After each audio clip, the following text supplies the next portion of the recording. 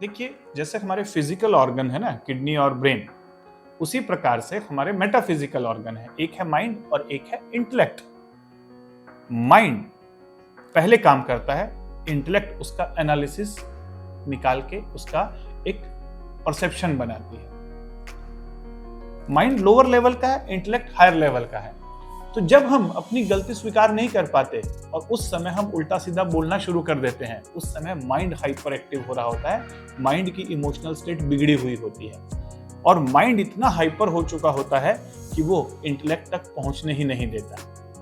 लेकिन जैसे ही कुछ देर के बाद आपका माइंड शांत होता है उस प्रॉब्लम से बाहर आने के बाद, तो फिर आपकी इंटेलेक्ट एक्टिवेट हो जाती है और जब इंटेलेक्ट एक्टिवेट होती है तो आपको अपनी गलती रियलाइज होती है। लेकिन तब तक बहुत कुछ बिगड़ चुका होता है। जो वर्ड्स आपने बोल दिए, जो बिहेवियर आपने कर दिया, उसकी वजह से वो रिलेशनशिप स्पॉइल हो गई। तो इसीलिए जब भी आपको लगे कि सामने एकदम वर्स्ट कंडीशन बन रही है, उस समय अपने माइंड को शट डाउन करके इंटेलेक्ट को एक्टिवेट करना और उस समय कुछ बोलना नहीं।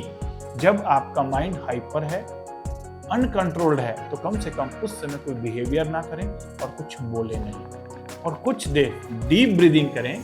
जैसे ही आप डीप ब्रीदिंग करेंगे तो आपकी इंटेलेक्ट एक्टिवेट हो जाएगी। करके देखिएगा, जब आपका माइंड हाइपर एक्टिव हो, आप अगर 2 मिनट के लिए भी नाड़ी शोधन प्राणायाम कर लेते हैं तो ईड़ा और पिंगला बैलेंस हो जाती है और सुषुम्ना एक्टिवेट होना शुरू होती है और सुषुम्ना जैसे एक्टिवेट होती है, आपकी इंटेलेक्ट एक्टिवेट हो जाती है और आपको सब कुछ क्लियर दिखाई देना शुरू हो जाता है। जैसे खोलते हुए पानी में अपनी पिक्चर नहीं देखी जा सकती, अपनी फोटो नहीं देखी जा सकती, अपनी छाया नहीं, अपना प्रतिबिंब नहीं देखा जा सकता। जैसे खोलते हुए पानी में आप अपनी प्रतिबिंब को नहीं देख सकते, अपनी पिक को नहीं देख सकते, उसी प्रकार से जब ये माइंड खोल रहा होता है तो इंटेलेक्ट इनएक्टिवेट हो जाती है और आपको स्पष्ट दिखाई नहीं देता। उस समय केवल और केवल शांत रहना है और कुछ देर शांति के बाद इंटेलेक्ट को एक्टिवेट होने का मौका देना है।